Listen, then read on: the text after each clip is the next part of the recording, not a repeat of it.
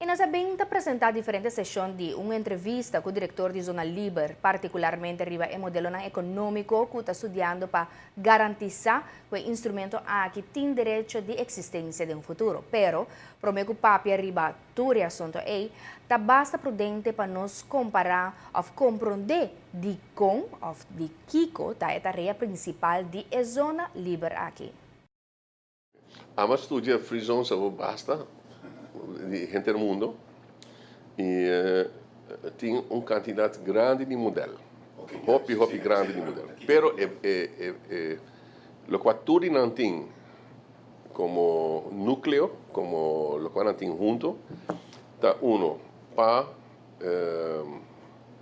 catalisar certo desenvolvimento de um país. Que tem a ver com o setor econômico, que tem a ver com o trabalho, que tem a ver com ajuda a trazer fundos no país. Eigenlijk o núcleo está generar business que normalmente não bem no país somar. Eigenlijk está bezig competindo com outra região rondibo para atrair certo tipo de business bem no país.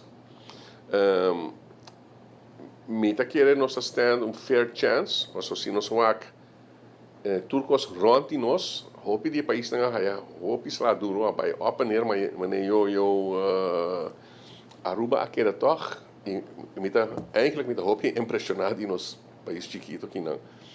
Que hasta que islam, hasta que falero acera, que a logra de Habribeck e so forth, turismo que cai hopi no Caribe, ainda é onde Aruba aquele stabil. É parte de estabilidade, também é aspecto de mercadeio muito forte para qualquer inversionista. Então, eu quero que nós trabalhamos e fazemos o sistema aqui um dado com um par de plus punches extra.